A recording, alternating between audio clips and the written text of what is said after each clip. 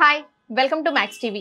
క్రోధినామ సంవత్సరంలో ద్వాదశ రాశుల వారికి ఎలా ఉండబోతుందని తెలియజేయడానికి ఈరోజు మనతో ఉన్నారు కోయిదర బిఎల్ శ్రీనివాసరాజు గారు.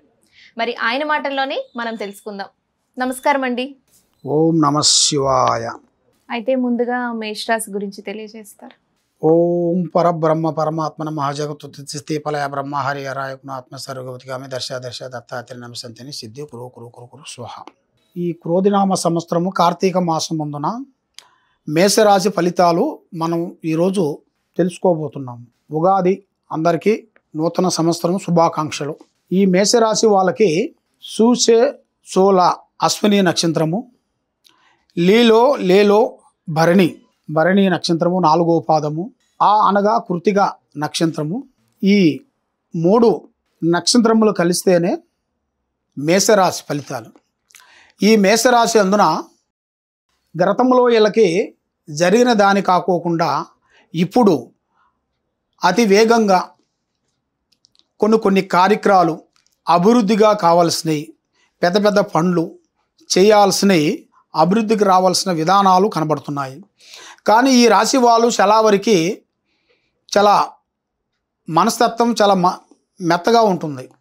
మనస్తత్వం అంటే వాళ్ళ ఆలోచన విధానము నిదానంగా చేస్తుంటారు. ఏ పని చేసినా ఆదాయములు అనేది వాళ్ళకి 8 భాగము, ఖర్చు స్థానములో వచ్చేసి 14 భాగము, తర్వాత రాజపూజితం 4, అవమానాలు 3.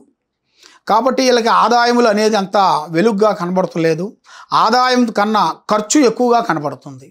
ఈ ఖర్చు వల్ల వీళ్ళు చేయాల్సిన పనులు, చేయాల్సిన కార్యక్రమాలు కొన్ని కార్యక్రమాలు దగ్గరకు వచ్చి దూరం అయిపోతుంటాయి. కానీ ఏ కార్యక్రమం అనుకున్నా ఏదనుకున్నా కూడా ఇప్పుడు ఇలా టైం ప్రకారంగా చూసుకుంటే ఈ ఉగాది నుంచి వచ్చే ఉగాది దాకా మంచి శుభ ఫలితాలు ఆరోగ్యంలో కానీ, కళ్యాణంలో కానీ, వ్యవసాయంలో కానీ, తర్వాత రాజకీయ ఫలితంలో కానీ, లేదు మనకి హోమ్ డిపార్ట్మెంట్ కానీ, ఏ డిపార్ట్మెంట్లో అయినా కానీ వీళ్ళకి మంచి స్పందన, మంచి ప్రమోషన, తర్వాత వీళ్ళకి పర్మనెంట్గా కావలసిన టయాలు ఈ ఉగాది నుంచి ప్రారంభమవుతున్నాయి. ఈ ఉగాది నుంచి వచ్చే ఉగాది లోపల మంచి ఔశ్వర్యము, మంచి భాగ్యము, మంచి ఆలోచన, మంచి విధానాలు చాలా వరకు కనబడుతుంది.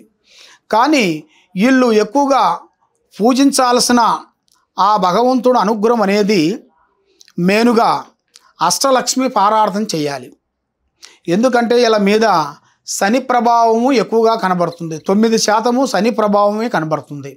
ఈ 9% శని ప్రభావం శాంతం కావాలనుకుంటే మేనుగా అష్టలక్ష్మి పారార్థన చేయాలి. తర్వాత శ్రీ వెంకటేశ్వర స్వామి గుడికి వెళ్ళి 7 ప్రదర్శనలు చేయాలి. శనివారము అట్లా 7 శనివారాలు తలస్నానం చేసి దేవుడు గుడ్డు చుట్టూ 9 ప్రదర్శనలు చేయాలి. తప్పకుండా అలాగా కరెక్ట్గా 7 వారాలు చేయాలి.